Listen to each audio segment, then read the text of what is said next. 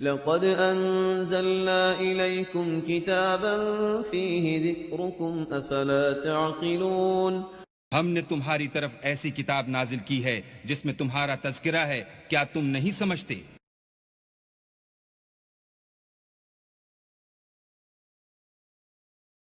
اعوذ باللہ من الشیطان الرجیم، پناہ مانگتا ہوں میں اللہ کی شیطان مردود سے۔ بسم اللہ الرحمن الرحیم، شروع اللہ کا نام لے کر جو بڑا مہربان نہایت رحم والا ہے۔ الف لام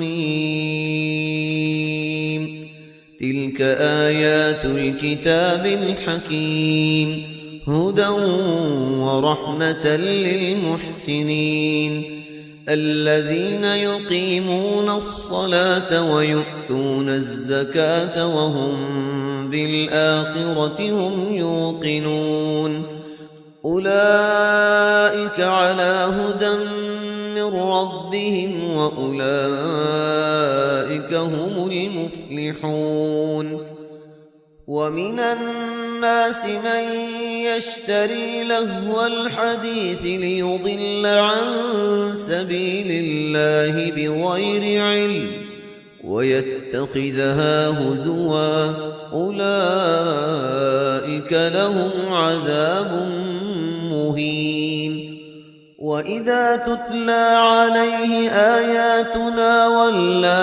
مُسْتَكْبِرًا كَأَن لَّمْ يَسْمَعْهَا كَأَنَّ فِي أُذُنَيْهِ وَقْرًا فَبَشِّرْهُ بِعَذَابٍ أَلِيمٍ إِنَّ الَّذِينَ آمَنُوا وَعَمِلُوا الصَّالِحَاتِ لَهُمْ جَنَّاتُ النَّعِيمِ خالدين فيها وعد الله حقا وهو العزيز الحكيم خلق السماوات بغير عمد ترونها وألقى في الأرض رواسي أن تميد بكم وبث فيها من كل دابة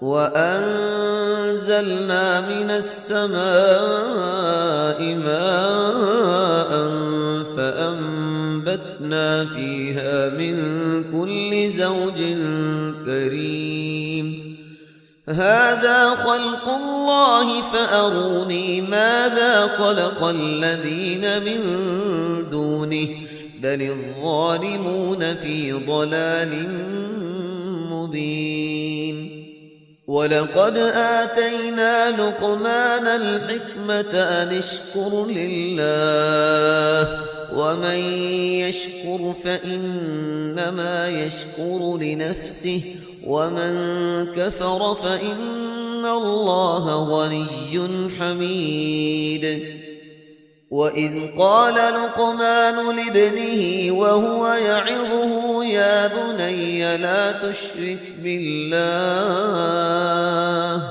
إِنَّ الشِّرْكَ لَظُلْمٌ عَظِيمٌ نحمده ونصلي على رسوله الكريم اما بعد فاعوذ بالله من الشيطان الرجيم بسم الله الرحمن الرحيم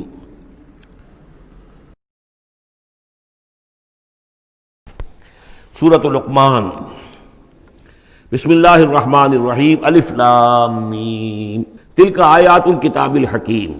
اس سورہ مبارکہ کی ابتدائی آیات جو ہیں وہ سورہ بقرہ کی ابتدائی آیات سے بہت مشابہ بھی ہیں، اور دوسرے یہ کہ اس میں ایک لطیف فرق ہے، وہ ابھی آپ کے سامنے آ جائے گا۔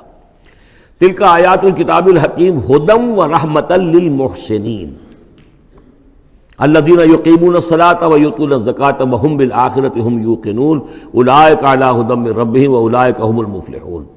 پانچویں آیت تو یہاں ہے وہی پانچویں آیت ٹھیک سورہ بقرہ کی ہے، اولئک علی ھدی من ربہم واولئک ھم المفلحون۔ پہلی آیت الف لام میم یہاں ہے، پہلی آیت الف لام میم سورہ بقرہ کی بھی ہے۔ نوٹ کیجئے کہ وہاں آیا تھا ھدی للمتقین، یہ تقوی والوں کے لیے جن میں کوئی حق کی طلب ہے، جو چاہتے ہیں نیک راستے پر چلنا، جن میں طلب ہدایت ہے، ان کے لیے ہدایت ہے۔ یہاں ایک لفظ کا اضافہ کیا، اگلی منزل چونکہ بیان ہو رہی ہے، ہدی و رحمتن للمحسنین، یہ جو بلند ترین منزل ہے، جو احسان کے مقام تک پہنچ جائیں، ان کے حق میں یہ صرف ہدایت ہے، ہدایت نہیں رحمت بھی ہے۔ تو یہاں تقابل اگر کریں گے، الف لام میم ذالک الکتاب لا ریب فیہ ھدی للمتقین، یہاں فرمایا تلک آیات الکتاب الحکیم، یہ ایک بڑی حکمت بڑی کتاب کی آیات ہیں، اور یہ ہدایت ہے اور رحمت ہے محسنین کے حق میں۔ اور یہ محسنین جو ہے قرآن کی اصطلاح کے طور پر، جیسا کہ میں بیان کر چکا ہوں سورہ مائدہ میں، کہ یہ پہلا درجہ ہے اسلام، اس سے اوپر ایمان، اس سے اوپر احسان۔ اذا متقوا وآمنوا وعملوا الصالحات ثم اتقوا وآمنوا ثم اتقوا واحسنوا واللہ یحب المحسنین، ان کے حق میں یہ قرآن رحمت ہے۔ الذین، اب ان کی یہ اوصاف ہیں جو نماز قائم رکھتے ہیں، ویؤتون الزکوٰۃ، وہاں ہے ومما رزقناہم ینفقون، یہاں باقاعدہ لفظ زکوٰۃ آ گیا، وہ زکوٰۃ دیتے رہتے ہیں، یا یہ کہ اپنے تزکیے کے لیے مسلسل کوشاں رہتے ہیں۔ وہم بالآخرۃ ہم یوقنون، اور آخرت پر ان کا پورا یقین ہے۔ اصل شے جو ہے جو انسان کے عمل اور کردار پر اثر انداز ہوتی ہے، وہ ایمان بالآخرہ ہے۔ اولئک علی ھدی من ربہم، یہ لوگ ہیں ہدایت پر اپنے رب کی جانب سے، واولئک ھم المفلحون، اور یہی ہیں فلاح پانے والے۔ ومن الناس من یشتری لہو الحدیث لیضل عن سبیل اللہ بغیر علم، لوگوں میں سے کچھ ایسے بھی ہیں کہ جو کھیل کی باتیں خریدتے ہیں، کھیل کود، اور تاکہ لوگوں کی توجہ ادھر ہو جائے۔ اور یہ باقاعدہ کیا ہے نضر بن حارث، جو رؤسائے قریش میں سے تھا، اور اس شخص کا معاملہ یہ تھا کہ یہ حضور کے شدید ترین مخالفین میں سے تھا۔ اس نے یہ کیا کہ یہ لوگ جو ہیں، چونکہ عربوں کے اندر ذوق تو تھا، ان کے ہاں اچھے شاعروں کی بڑی قدر تھی، خطبہ ادب جو ہے، فصاحت و بلاغت جو ہے، اس سے ان کو دلچسپی تھی، قرآن مجید کی فصاحت اور بلاغت انہیں اپنی طرف کھینچتی تھی۔ وہ چاہتے تھے کہ یہ لوگ سنیں ہی نہ، تو وہ کہیں سے شام گیا اور وہاں سے کوئی گانا گانے والی ایک لونڈی لے آیا جو بہت اچھا گانا گاتی تھی، اور اس کی محفلیں اس نے منعقد کرانی شروع کر دی تاکہ لوگ آئیں یہاں پر اور یہ اس میں مگن رہیں، اور رات کا وقت وہاں لگائیں تو دن میں سوئیں۔ بہرحال کسی طریقے سے ان کی توجہات جو ہے اس کو محمد کی طرف سے ہٹا کر صلی اللہ علیہ وسلم تو ان چیزوں میں لگا دیا جائے۔ اور یہ اچھی طرح سمجھ لیجئے کہ اس وقت دنیا میں یہ کھیلوں کا معاملہ، سپورٹس کا، گیمز کا معاملہ، اور پورے ذرائع ابلاغ کے اوپر معلوم ہوتا ہے چھائی ہوئی شے یہی ہے۔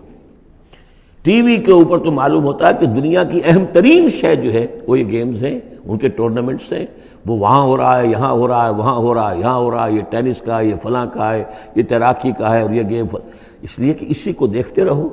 جو بھی وقت کوئی فارغ ہے، ظاہر بات ہے کہ کہیں ایسا نہ ہو کہ کہیں بیٹھے بیٹھے کہیں اچانک خیال ہی آ جائے کہ بھئی سوچے انسان میں ہوں کون، کہاں سے آیا ہوں، کہاں جا رہا ہوں، زندگی کا مال کیا ہے، مقصد کیا ہے، اپنی حالات کے بارے میں ہی سوچے، دنیا کدھر جا رہی ہے، قوم کدھر جا رہی ہے، ملک کدھر جا رہا ہے۔ نہیں، ان کو مست رکھو۔ وہ اقبال نے تو کہا تھا کہ ابلیس نے یہ کہا اپنے کارندوں سے کہ مست رکھو ذکر و فکر صبح گاہی میں اسے، اور پختہ تر کر دو مزاج خانقاہی میں اسے۔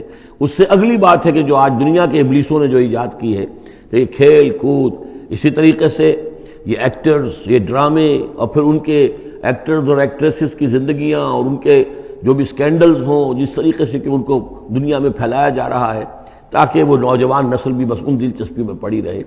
تو یہ ہے اصل میں وہ فلسفہ۔ وَمِنَ النَّاسِ مَن يَشْتَرِي لَهْوَ الْحَدِيثِ، کھیل کود کی چیزیں خریدتے ہیں وہ لوگ، لِيُضِلَّ عَن سَبِيلِ اللَّهِ، تاکہ اللہ کے راستے سے گمراہ کریں، بغیر علم، بغیر علم کے۔ وَيَتَّخِذَهَا هُزُوًا، اور اللہ تعالیٰ کا جو معاملہ ہے اس کو یہ وہ ہنسی ٹھٹا بنا دیں۔ اولئک لہم عذاب مہین، یہ وہ لوگ ہیں کہ جن کے لیے اہانت آمیز عذاب ہے۔ وَإِذَا تُتْلَىٰ عَلَيْهِ آیاتنا وَلَّىٰ مُسْتَكْبِرًا، اور جب اسے سنائی جاتی ہیں ہماری آیات تو وہ ولّا، اپنی قبر پیٹھ موڑ کر چل دیتا ہے، مستکبرن، استکبار کرتے ہوئے، کأن لم یسمعها، جیسے کہ اس نے سنی ہی نہیں، کأن فی اذنیہ وقرا، گویا کہ اس کے کانوں میں کوئی ثقل ہے، بوجھ ہے، اس نے سنا ہی نہیں کیا محمد نے سنایا ہے۔ فبشرہ بعذاب علیم، یہ سارا جو ہے یہ اس نضر بن حارث کے لیے یہ آیات نازل ہوئی ہیں۔ تو اے نبی، اس شخص کو دردناک عذاب کا آپ کی بشارت دے دیجیے۔ ان الذین آمنوا وعملوا الصالحات لہم جنات النعیم، یقیناً وہ لوگ جو ایمان لائے اور جنہوں نے نیک عمل کیے ان کے لیے نعمتوں بھرے باغات ہیں۔ خالدین فیہا، جس میں وہ ہمیشہ ہمیشہ رہیں گے. وعد اللہ حقا، یہ اللہ کا وعدہ ہے جو سچا ہے، پختہ ہے، اٹل ہے، حتمی ہے، یقینی ہے. وہو العزیز الحکیم، اور وہ زبردست ہے، حکمت والا. خلق السماوات بغیر عمد ترونہا، اس نے آسمان بنا دیے بغیر ستونوں کے جو تمہیں نظر آتے ہوں. وَأَلْقَى فِي الْأَرْضِ رَوَاسِيَ أَن تَمِيدَ بِكُمْ، اور اس نے زمین میں ایسے لنگر ڈال دیے ہیں کہ تمہیں لے کر ایک طرف کو لڑک نہ جائے، جھک نہ جائے. وَبَثَّ فِيهَا مِن كُلِّ دَابَّةٍ، اور اس میں ہر طرح کے جانور جو ہیں پھیلا دیے ہیں. وَأَنزَلْنَا مِنَ السَّمَاءِ مَاءً، اور اس نے اتارا ہے آسمان سے پانی. فَأَنبَتْنَا فِيهَا مِن كُلِّ زَوْجٍ كَرِيمٍ، اور اس میں ہر طرح کے جو ہیں جوڑے نباتات کے اس نے پیدا کر دیے ہیں، ہر طرح کے. آپ کو معلوم ہے کہ ان کی بھی فیملیز ہوتی ہیں، یہ سٹرس فیملی ہے اور یہ فلاں فیملی ہے. اس طریقے سے اللہ تعالیٰ نے ان کے بھی خاندان بنائے ہوئے. ھذا خلق اللہ فارونی ماذا خلق الذین من دونہ، یہ تو ہے اللہ کی تخلیق. تم بھی مانتے ہو کہ اللہ نے بنایا، پھر ذرا مجھے دکھاؤ کیا چیز بنائی ہے انہوں نے جو اس کے سوا معبود تم نے بنا لیے ہیں. بل الظالمون فی ضلال مبین، ظاہر ہے کہ ایسے ان کے عقیدے میں بھی یہ بات نہیں تھی. یہ دوسری بات ہے کہ وہ متوجہ نہیں ہوتے تھے، جو کچھ کر رہے ہیں اس کا کبھی تجزیہ نہیں کرتے تھے. لیکن یہ ہے کہ یہ ظالم جو ہے یہ کھلی گمراہی میں پڑے ہوئے ہیں. اب جو دوسرا رکوع آ رہا ہے سورہ مبارکہ کا، یہ ہمارے اس منتخب نصاب کا ایک اہم درس ہے. اور یہ منتخب نصاب کا پہلا حصہ ہے جو جامع اسباق، سورۃ العصر، پھر آیت البر، تیسرا سبق یہ ہے. اس لیے کہ اس میں بھی وہ انسان کی نجات کے لیے جو چیزیں لازم ہیں وہ سب کی سب ان کا ایک اسکیلیٹن سمجھیے، اس کا جو ہے ایک خاکہ جو ہے، بلو پرنٹ اس کے اندر بھی آ گیا ہے. اور یہ اصل میں ایک ایسے شخص کی مثال ہے جو نہ خود نبی تھے نہ کسی نبی کے پیروکار تھے، لیکن وہی جو بات میں نے بارہا آپ سے عرض کی ہے کہ سلیم الطبع انسان، سلیم الفطرت انسان اور سلیم العقل انسان. فطرت کج نہ ہوئی ہو، پرورٹڈ نہ ہو، اور انسان کی عقل جو ہے اس کے اوپر پردے نہ پڑ گئے ہوں، تو انسان کچھ حقائق تک خود پہنچ جائے گا چاہے کسی نبی کی دعوت اس تک نہ پہنچی ہو. وہ مقام کیا ہے کہ وہ پہچان لے گا کہ اس کائنات کا ایک خالق ہے، وہ اکیلا ہے، وہی اس کا مدبر ہے، وہی چلا رہا ہے، وہ تمام صفات کمال سے بتمام کمال متصف ہے. پھر یہ کہ اس نے جو ہمیں پیدا کیا ہے تو زندگی صرف یہ زندگی نہیں ہے بلکہ کوئی اور زندگی بھی ہوگی، اس کے پاس لوٹنا بھی ہوگا، ہم اس کی طرف جائیں گے اور پھر ہمیں اپنے اعمال کا محاسبہ وہاں پر فیس کرنا ہوگا اور جزا و سزا ہوگی. یہاں تک انسان پہنچ سکتا ہے. یعنی ایمان ابھی نہ کہیے، ایمان تو تصدیق کو کہتے ہیں. ایمان کا لفظ تو ہوتا ہے جبکہ نبی کی دعوت کی تصدیق کی جائے تو لفظ ایمان ہے. لیکن یوں سمجھیے کہ معرفت یا حکمت، معرفت اور حکمت کے یہ دو سٹیشنز ایسے ہیں کہ جس تک انسان پہنچ جاتا ہے بغیر وحی کی رہنمائی کے، اگر اس کی فطرت سلیم ہے، اس کی عقل سلیم ہے. اس کے بعد وہ سوال کرتا ہے، یہی میں نے سورہ فاتحہ میں آپ کو بتایا تھا کہ سورہ فاتحہ دعا ہے، لیکن کس شخص کی دعا ہے؟ عام آدمی کی دعا نہیں ہے. وہ ہمیں تلقین تو کی گئی ہے، نماز میں ہم وہی پڑھتے ہیں، لیکن اس میں پیش نظر کیا ہے کہ ایک شخص جو اپنی سلامتی طبع، سلامتی فطرت، سلامتی عقل سے یہاں تک تو پہنچ گیا کہ الحمدللہ رب العالمین الرحمن الرحیم مالک یوم الدین ایاک نعبد، یہاں تک تو وہ پہنچ گیا ہے. اے رب پھر تیری ہی بندگی کرنی چاہیے، تیری ہی مرضی پر چلنا چاہیے، لیکن تیری مرضی کس شے میں ہے یہ ہمیں معلوم نہیں. تو کس چیز سے راضی ہوتا ہے، کس سے ناراض ہوتا ہے یہ ہمیں معلوم نہیں. تیری بندگی کیسے کریں یہ ہمیں معلوم نہیں. تو اس سے آگے پھر ہے وہ جو اہدنا الصراط المستقیم، ایاک نعبد و ایاک نستعین اہدنا الصراط المستقیم. تو ایسی ایک شخصیت تھی حضرت لقمان کی. جہاں تک روایات ہیں ان سے معلوم ہوتا ہے کہ یہ حبشی النسل تھے. نوبیا ایک جگہ ہے کہ جو سوڈان اور یوں سمجھیے کہ مصر کے تقریباً درمیان یا سرحد پر ہے، وہاں یہ رہتے تھے اور کارپینٹر تھے. لیکن یہ کہ اللہ تعالیٰ ذہانت جس کو بھی چاہے دے دے، لیکن ان کے اندر اللہ تعالیٰ نے وہ ذہانت بھی دی تھی اور وہ سلامتی فکر، سلامتی عقل، سلامتی فطرت، سلامتی قلب. اس کے نتیجے میں وہ اس چیز تک پہنچ گئے تھے، توحید تک. اور اس کے ساتھ ہی یہ ہے کہ اعمال انسان کے جو ہیں وہ ضائع جانے والے نہیں ہیں، ان کا کوئی نہ کوئی بدلہ مل کر رہے گا. باقی یہ کہ جو چیزیں وہی سے معلوم ہوتی ہیں، جنت دوزخ، وہ تو ان کے تذکرہ نہیں ملے گا اس کے اندر. جو چیزیں، اور کسی رسول کا تذکرہ بھی نہیں ملے گا، اس لیے کہ وہ کسی رسول کے امتی ہوتے تو تذکرہ کرتے. یہاں انہوں نے جو اپنی ایک حکیم اور دانا انسان نے اپنے ساری عمر کے سوچ کا جو لب لباب ہے، خلاصہ ہے، حاصل ہے، وہ اپنے بیٹے کو اپنے انتقال کے وقت وصیت کی شکل میں منتقل کیا ہے. اور اس کو اللہ تعالیٰ نے قرآن میں نقل کر دیا. چونکہ ان کے اقوال کوٹ کیے جاتے تھے، جیسے ہم کوئی تقریر کرتے ہیں تو کبھی علامہ اقبال کا حوالہ دیتے ہیں، ان کا شعر کوٹ کر دیتے ہیں، کبھی کسی اور کا.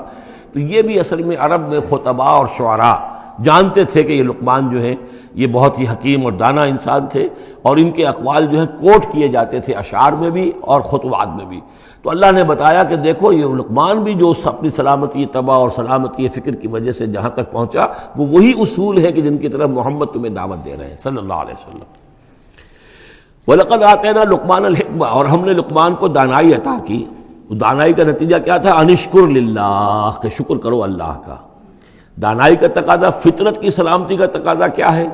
جو بھی آپ کے ساتھ بھلائی کرے اس کے لیے ایک احسان مندی کی جذبات آپ میں پیدا ہونے چاہیے۔ اگر نہیں ہو رہا ہے تو فطرت جو ہے پرورٹڈ ہے، بس ہو گئی، جو بھی بھلائی کرے۔ اور عقل کا تقاضا کیا ہے کہ اصل جو ہے منعم اس کو پہچان لیا جائے، اور وہ اللہ ہے۔ تو نتیجہ کیا نکلے گا؟ وہ سلامتی طبع جمع سلامتی عقل، تو اللہ کو پہچان لیا جائے اور کہا جائے الحمدللہ، جہاں سے قرآن مجید شروع ہوتا ہے۔ انشکر للہ، کہ شکر کرو اللہ کا۔ ومن یشکر فانما یشکر لنفسہ، جو کوئی بھی شکر کرتا ہے تو وہ شکر کرتا ہے اپنے ہی بھلے کے لیے، اپنے ہی فائدے کے لیے۔ ومن کفر فان اللہ غنی حمید، اور جو کفران نعمت کرتا ہے، ناشکری کرتا ہے، تو اللہ تو غنی اور حمید ہے۔ وَإِذْ قَالَ لُقْمَانُ لِابْنِهِ، اب یہاں سے حضرت لقمان کی وہ نصیحتیں ہیں جو انہوں نے اپنے بیٹے کو کی ہیں، یہاں مذکور نہیں ہے، لیکن مراد یہی ہے کہ انتقال کے وقت، جیسے کہ کوئی شخص دولت مند ہے تو وہ اپنے انتقال کے وقت اپنے بیٹوں کو، یا اگر بیٹا ایک ہی ہے تو اسے بتائے گا کس سے لینا ہے، کس کو دینا ہے، کیا حساب کتاب ہے، کہاں کہاں میرے ایسٹس ہیں۔ کوئی دفینہ ہے تو بھی بتائے گا کہ میرا وہاں فلاں جگہ پر دولت دفن ہے۔ ایک حکیم انسان کے پاس اصل شے اس کی ساری عمر کے غور و فکر کا جو حاصل ہے کہ میں نے جو کچھ سوچا ہے، میں نے جو کچھ بھی حاصل کیا ہے اپنی فطرت سلیمہ اور عقل سلیم کی رہنمائی میں، وہ میں تمہیں منتقل کر رہا ہوں۔ وَإِذْ قَالَ لُقْمَانُ لِابْنِهِ وَهُوَ يَعِظُهُ، یاد کرو جب کہ کہا لقمان نے اپنے بیٹے سے اور وہ اسے نصیحت کر رہے تھے، یا بنی لا تشرک باللہ، نمبر ایک اللہ کے ساتھ شرک مت کیجو، ان الشرک لظلم عظیم، یقیناً شرک بہت بڑا ظلم ہے، بہت بڑا ظلم ہے، سب سے بڑی ناانصافی۔ عربی زبان میں ظلم کہتے ہیں وضع الشیء فی غیر محلہ، کسی شے کو ہٹا کر اس کے اصل مقام سے ہٹا کر کہیں اور رکھ دینا، یہ ظلم ہے۔ اللہ خالق ہے تنہا، باقی سب مخلوق ہے، اب آپ نے مخلوق میں سے کسی کو اللہ کے برابر کر دیا، یا اللہ کو کسی اعتبار سے گرا کر مخلوق کی صف میں لا کے کھڑا کر دیا، تو اس سے بڑا شر، اس سے بڑی ظلم، اس سے بڑی ناانصافی، اس سے بڑا ظلم کوئی نہیں۔ بارک اللہ لی ولکم فی القرآن العظیم ونفعنی وإیاکم بالآیات والذکر الحکیم۔